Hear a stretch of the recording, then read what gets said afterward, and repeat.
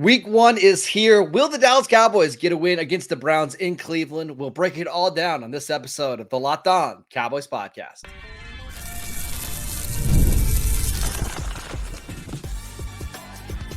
You are Locked On Cowboys, your daily Dallas Cowboys podcast. Part of the Locked On Podcast Network, your team every day. Welcome back to the Locked On Cowboys podcast, part of the Locked On Podcast Network, your team every day. We'd like to thank you for making us your first listen of the day. Today's episode is brought to you by PrizePicks.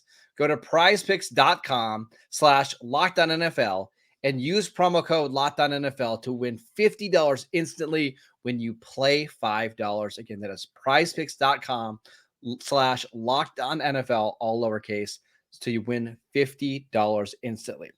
Welcome back. I am your host, Marcus Mosher. You can follow me on Twitter at Marcus_Mosher. Joining me today, as always, is Landon McCool. You can follow him on Twitter at McCoolBCB.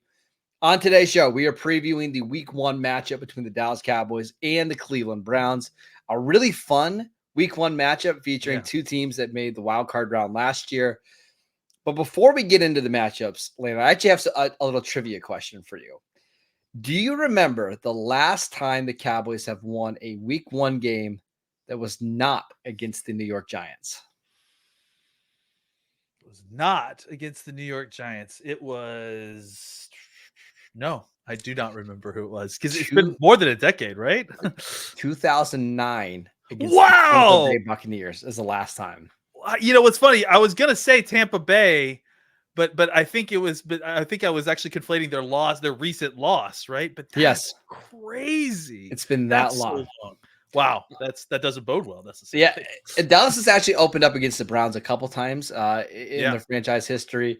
But I got a feeling this is going to be a little bit different. This is a very, very tough matchup for both teams. I want to start with the Cowboys defense against the Browns offense. Kevin Stefanski against Mike Zimmer. The two work together in Minnesota. What do the Cowboys need to do to get the job done on that side of the ball? This is the easier side of the ball for them, I would say. Yeah, I think, look, I mean, a lot of the issues that the Cowboys are going to face, I think the are going to be the issues the Browns face, right? They are also going to be with a left tackle that has very little experience. They are also going to be dealing with an offense that hasn't had a full chance to completely work out, the kinks in the preseason because of a quarterback that's coming off of a shoulder injury. So, and then on top of that, they're facing a defense that is also kind of working things out, right? Is also a new group that is still kind of working out how to work in a Zimmer defense. So there is a lot of familiarity, like as far as across the ball from each other, but there's a distinct lack of familiarity on the own side of the ball, for the offense and the familiarity with their players, and from the defense, the familiar with their defense. So I think that normally when we go into these Week 1 situations, and frankly, this is the case with training camp, with OTAs, with anything. When you go into new situations or you take the football up a level, right? Oftentimes the defense starts out ahead of the offense, right? Just because it's more reactive, there's less coordination, things don't have to be in sync. So I imagine that for Zimmer, he is going to try to attack a quarterback who is, like I said, not had a ton of time on task recently, coming off of an injury, still trying to get used to the kind of being in sync. They have an offensive line that's been compromised a little bit. So I would imagine Zimmer, who already wants to attack, the offenses like that, is going to be, very, very aggressive against an offense coordinator that he knows a lot of the hots. He knows how he wants to solve Zimmer's problems. So I would say with a backup left tackle, a quarterback who's known for holding onto the ball too long, and an offense that is familiar to Mike Zimmer in a lot of ways, he's not going to be afraid to be a little bit aggressive and go after Watson and try to force him to, throw the ball to the wrong team, get fumbled, take sacks, hold on to the ball, and then make mistakes. I want to just mention a couple things on the Cleveland side of the ball. Deshaun Watson has been very limited in training camp. I believe it's been like 2 days practicing, 1 day off. Didn't do anything in the preseason. Now, this is still a Kevin Stefanski offense, right? He's going to be the one calling the plays. I'm assuming it's going to look somewhat familiar. However, they did hire a new offensive coordinator in Ken Dorsey, who is more spread oriented. And I believe that's going to be more what we see, where it's them in the shotgun with 3 or 4 receivers out in formation, right? As opposed to Stefanski, who wants to be under center using play action and that kind of stuff. So it's just going to look a little different from what we're used to seeing. We should also mention they have some new receivers. Jerry Jeudy, who they traded for this offseason, is going to try to be the number 2 receiver. Elijah Moore is their slot receiver. It's going to look different. Jack Conklin is their starting left tackle. He was their starting right tackle last year. They've got a lot of changes on that side of the ball. I would assume that Mike Zimmer is going to send a lot of, we're going to call them simulated pressure, right? Where Simulated pressures? Did I just make that up? Oh my gosh. Zim pressures? I don't know, whatever you like. Where they're like 6 rushing and then dropping to rushing 4, but you don't know where they're all coming from, right? Like I've got to believe that's going to be how the Cowboys are going to try to attack them. I would also say I still think Cleveland, even without Nick Chubb, they're going to try to run the ball early in this game. They brought back Deontay Foreman. Jerome Ford had a really good season last year. Expect Cleveland to challenge the Cowboys' new look run defense pretty early in this game. Yeah, I imagine the run game on both sides of the ball is going to be clicking pretty early, as you know, for all the reasons we just mentioned. You've got a tough, pocket to navigate for both sides because of the pressure that you're going to get. Both teams are good pass rushing teams, and it's just early in the season, and you want to kind of get things going in a rhythm. You want to, get some. You want to get ahead of the sticks so you're not having to get into difficult third down situations.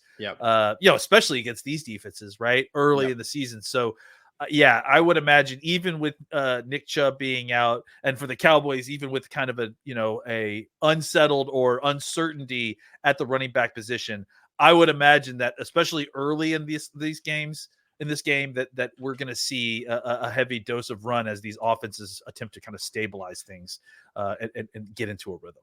Yeah, one player I want to mention on Cleveland's side of the ball that I think could be a big difference maker is David Njoku, who was drafted in 2017, I believe, like 1 pick after the Cowboys took Taco Charlton, who we liked quite a bit. Njoku was unbelievable in the second half of last year. Not so much with Deshaun Watson. They never really clicked, but he is the type of tight end that can wreck a game, right? Because he's so good after the catch. And if he gets into space, your tackling better be really good. And that's one of the things that concerns me a little bit, right? Like the Cowboys don't practice a lot of live tackling in training camp. The only time they do it is in the preseason, but really none of their starting defense played in the preseason, right? So I'm just nervous that you could see David Njoku like catch like a little out route and turn up field, and all of a sudden it's a 50-yard play. He's the one player on offense that terrifies me. Yeah, I mean, with the ball in his hands, he's a difficult guy to bring down, and you're right. I mean, I think that it's not even just the Cowboys. I think early in the season, tackling is a problem for teams, right? Just because of the way the OTAs are set up, and there's just less padded practices in general. So, yeah, I think it's certainly going to be an issue, and I think that you can do some things to kind of keep Jerry Jeudy and Cooper in front of you and hopefully make some solid tackles. But someone like Njoku, you get him with a full head of steam. He's hard to tackle if you haven't been, tackling day in and day out for like a regular season. So that will be an interesting, situation to watch. Just wanted to make one quick point on Micah Parsons before we move on.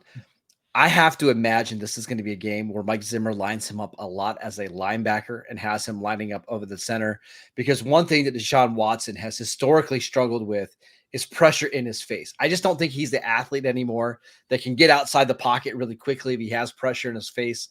So if they can get pressure up front, force him to move off of his spot, I think the Cowboys will have quite a bit of success on defense. Yeah, I mean, the good news for Parsons is they're going to have success wherever they put him, because even if they put him at right end as a natural spot, he's going against a guy who hasn't played left tackle since high school. So, yeah, he's going to have a ton of success. And even when he's not in the middle, Overshown, Clark, those guys are fast, certainly fast enough to get to Watson quickly and force throws as well. So look for them to also have some success there. And honestly, as we mentioned, when you've taking a lot of looks at what's going on in the A gap, there's less looks at what's going on in the B gap. So look out for Osa as well to have a game where he's able to get in and make some plays as well. All right, let's talk about the Dallas Cowboys offense. And if Dak Prescott can have a big game against the number 1 ranked defense from a year ago, we will get to that next. This episode is brought to you by LinkedIn. When you're hiring for your small business, you want to find quality professionals that are right for the role. That's why you have to check out LinkedIn Jobs. LinkedIn Jobs has the tools to help you hire the right professionals for your team faster and for free. LinkedIn isn't just another job board. LinkedIn helps you hire professionals that you can't find anywhere else, even those who aren't actively searching for a new job, but might be open to the perfect role. In any given month, over 70% of LinkedIn users don't visit other leading job sites. So if you're not looking on LinkedIn, you're looking in the wrong place. On LinkedIn, 86% of small businesses get a qualified candidate within 24 hours. Hire professionals like a professional on LinkedIn. Post your job for free at linkedin.com/LockedOnNFL. That is linkedin.com/LockedOnNFL to post your job for free. Terms and conditions apply. Welcome back to the Locked On Cowboys podcast. We'd like to thank you for making us your first listen of the day. Now, for your second listen, go check out the new Locked On NFL show. It's 2 shows every single day. First, the madman Tyler Rowland kicks you off in the morning with a double shot of NFL espresso. And then stop by the barbershop with Tony Wiggins for some real NFL talk.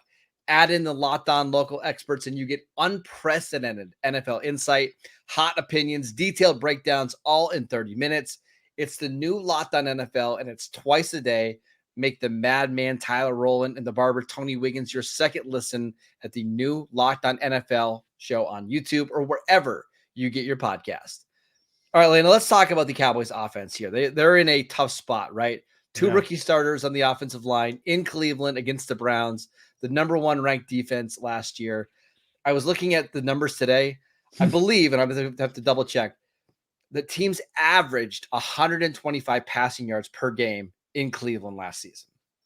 Yeah, I mean, it's the numbers are absurd. And if you weren't following the trends of what happened last year in the AFC, the Cleveland Browns defense was absurd. I mean, to the point where they had one of the worst struggling offenses at different points, with Watson really having issues. And then, obviously everything that happened after that. And they still were a relevant team just because of how good their defense was, right? And like it was one of those defenses that dragged a mediocre offense into the playoffs, and or at least within striking distance. So, and I think that this is going to be a situation where the Cowboys are really going to have a tough going. It's an uphill battle. Like we mentioned before, defenses usually are ahead of offense at this point of the season anyways. You're going against the number 1 defense on their home turf with 2 rookie offensive linemen, which again kind of goes back to me pointing to look for the Cowboys to try to establish the run a little bit, right? Because I think that you just mentioned it. The numbers are absurd for this Cleveland defense when they're defending the pass. They're the best in the league, and they put pressure on quarterbacks. And even when you get the throw off, you're having to deal with 3 extremely good corners in the back end who can take the ball away. So it's a lot like facing the Cowboys pass defense, in the sense that you get pressure up front to get the ball off, but there's also pressure because you don't want to just throw the ball up into the secondary like Cleveland Browns and like the Cowboys. You don't want to just throw the ball up with Diggs and Bland back there. So I tend to think that if you look at the numbers and the way that Cleveland defended the run, they were good but not great there. I think you've got 2 rookie offensive linemen. You've got a wide receiver who missed all of training camp because of the holdout situation, which will be fine, and he'll be in sync. I'm not so concerned about it. But I think just all these little things add up to the idea that, hey, you're facing a fast-flowing defense that is a good pass defense. They've got very quick but undersized linebackers, right? We need to get to the second level. We need to find run lanes. We need to kind of get going in the run game in order to create shorter stick situations for Dak. at least early on, just while the game is kind of getting into the flow of things, just to make sure that you can kind of survive the early onslaught of the Browns defense. It's really important that the Cowboys find a way to score points, even if it's not pretty early, while they're trying to get into sync. Because I do think that by the end of the game, Dak will be kind of a little bit more in sync. Guyton will have had a couple of snaps to see exactly what he's dealing with the defensive player of the year. The Cowboys will have made some adjustments. And I think that they're probably going to play a ton of 12 personnel anyways, right? So there's going to be opportunities to run the football. There's going to be opportunities to throw out of those positions. So I would look for, especially early on, a lot of 12 personnel, a lot of throwing to the tight ends, just safe stuff to kind of get into the rhythm of the season and the game. And then as the game goes on, I bet it opens up a little bit more as the Cowboys kind of feel the way that the Browns defense is attacking them. Here's the biggest issue when you're facing the Browns defense is it's really hard to put together like 12, 13, 14 play drives and score touchdowns because Cleveland's defense just doesn't allow you to do that. More often than not, they're going to come up with a play. They're going to get a sack. They're going to get a pass deflection. You're going to have to create chunk plays. And the way to beat the Browns is by beating them down the field. They've got very, very good corners, Denzel Ward, Greg Newsome, and Martin Emerson, but they're all very aggressive. So if you can hit them on a double move, or you can have some kind of play where you get your receiver with the ball in his hands, on the move, that's how you beat this Browns defense. I also want to say I'm really hoping that Mike McCarthy has a couple wrinkles in the playbook just to help you get some chunk yardage. Like we saw last night in this Ravens-Chiefs game, first drive of the game for the Chiefs. They run an end around to Xavier Worthy. He gets a 20-yard touchdown, right? Like, boom, easy points to kind of help you get into a rhythm, settle the offense down. I'm not saying you need to run exclusively trick plays or anything like that, but one or two of those just to kind of help take some of the pressure and strain off your quarterback would help. I think, especially since it would really help in the sense that you need to make Cleveland defend the whole field, right? I think what we saw last night, it's such a great reminder of what good football looks like, right? And the kind of chess game. But I think one of the most interesting things that kind of made me think about the Cleveland game while watching the Chiefs-Ravens game was, as the Chiefs were able to kind of continually get pressure on the Ravens went into the shell, right? Monken really kind of didn't give up, but he was like, he gave up trying to throw the ball down the field for a little while until they could figure things out. And I think, by the time we were reaching halftime, I'm pretty sure that the announcers were mentioning that Jackson's yards per attempt was like 1 yard. And that is what the Cowboys have to avoid. Right. Yeah, you're not going to win this game by throwing the ball at the line of scrimmage over and over again. Yeah. And I think that, look, the pass rush may be brutal, but you have got to find a way to either produce opportunities, whether that's getting the pocket out, getting Dak outside of the pocket on a bootleg or a play action or something, but you have got to find a way to grind them, and then boom, hit them for a big play, create a scheme something up that looks like a run play, a screen that they don't see happening. You mentioned a reverse. I love the idea of Turpin getting something on a jet sweep. Yeah. Again, you just need Cleveland in this very, very fast defense to consider every single blade of grass on that field, because if you start crowding things up and the Cowboys just start feeling frozen by all of this, it could really condense the game, and that's really not good for what the Cowboys want to do, trying to win this game. So they're going to have to be able to produce chunk plays. You're right, but I think that they have to find a way to, stable, kind of find a way to get some first downs, like with just, staples on their offense, find some edges here and there, and then pick their spots, right? Pick their spots to attack this defense when they've lulled into a sleeper. Myles Garrett is taking a snap off for a breather. That's when you find your moment to strike, and then strike while the iron's hot. And that's where you hope that, Dak Prescott is Dak Prescott, and you trust him to do that and be able to make those plays on a regular basis more than the Browns quarterback to. And the last thing I want to mention here is we had some early season red zone struggles last year, right? Mm. Where the Cowboys would move the ball and then they get inside the 5-yard line and they would struggle to cash in. You can't kick field goals against the Browns and expect to win this game, right? Like you're probably only going to get 2, at most 3 red zone trips in this one. You have to score at least 2 touchdowns there, right? Because if not, you're just not going to win this game by kicking a bunch of field goals. So red zone efficiency, I would assume that's where we're going to see a lot of Zeke. And look for the tight ends, Jake Ferguson, Luke Schoonmaker, to have big roles in the red zone.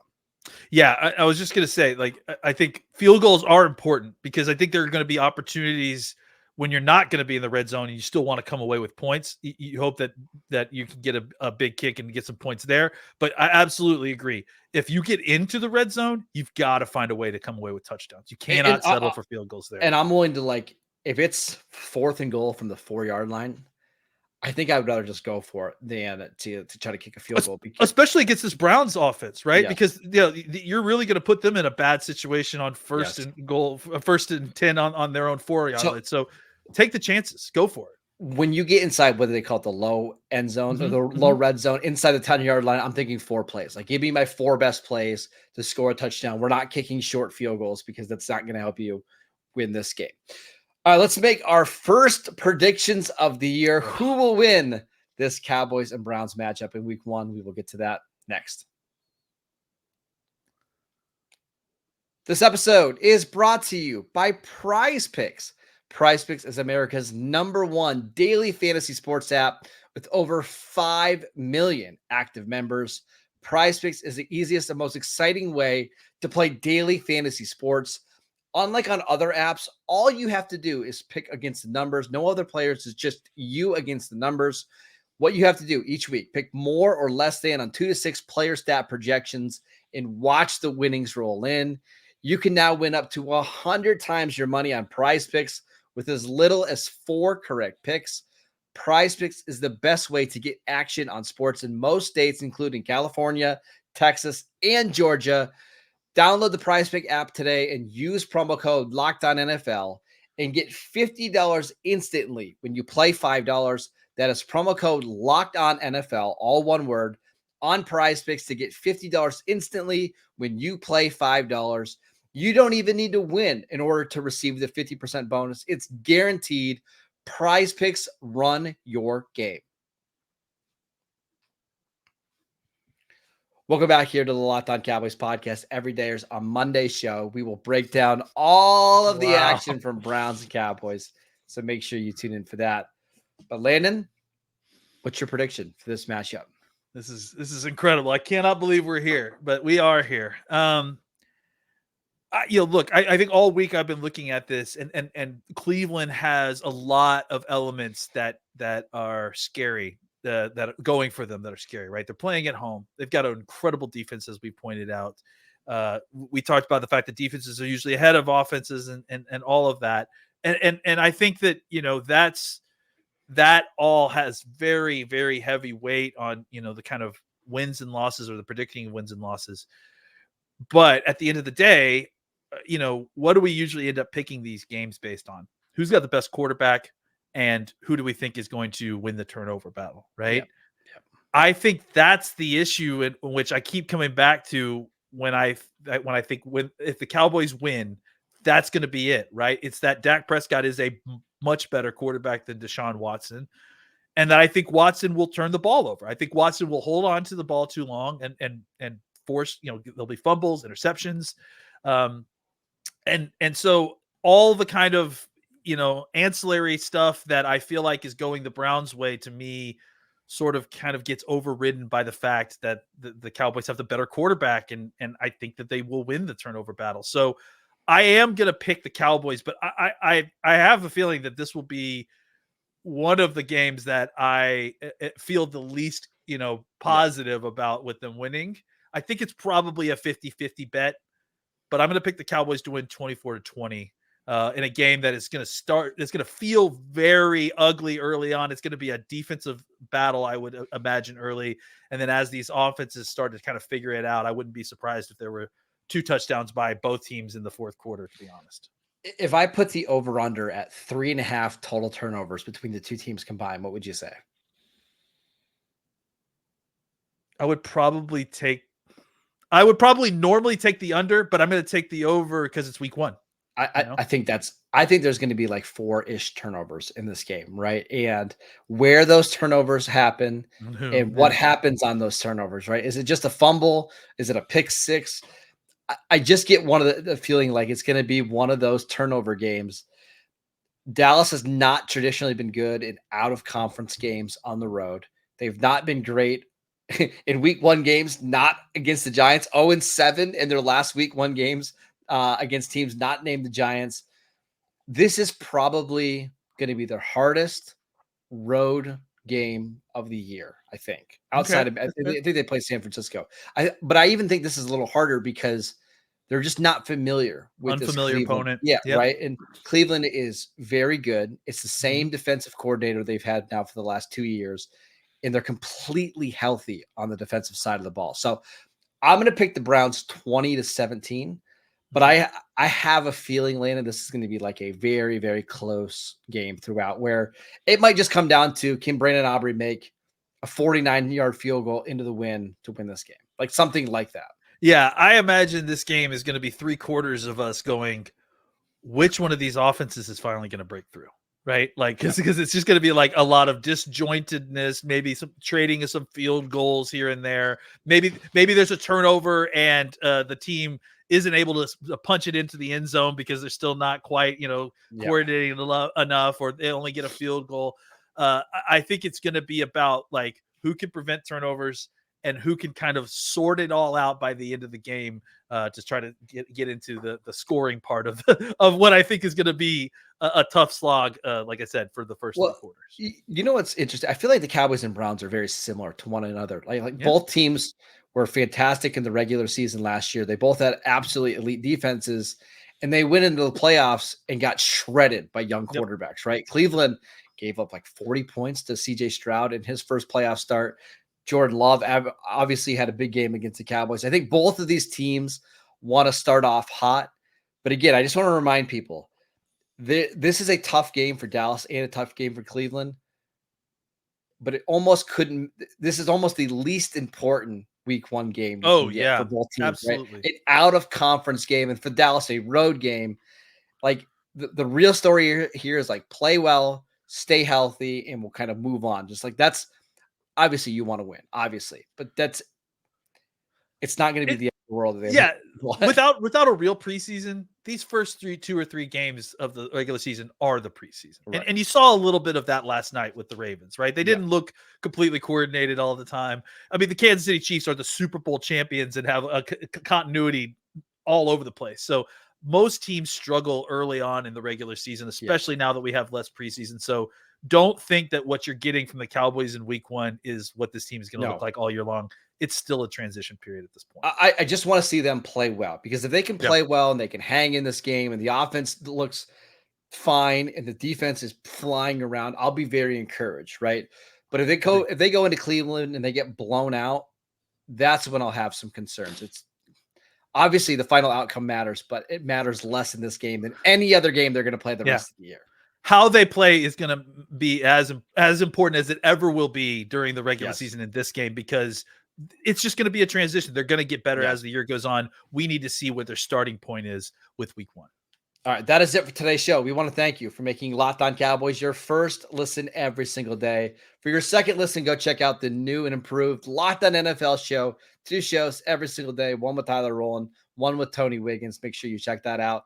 Go download our podcast wherever you get your podcasts. We are free and available on all platforms. You can follow Landon on Twitter at McCoolBCB. I'm at Marcus_Mosier. Enjoy week 1, and we will see you right back here on Monday.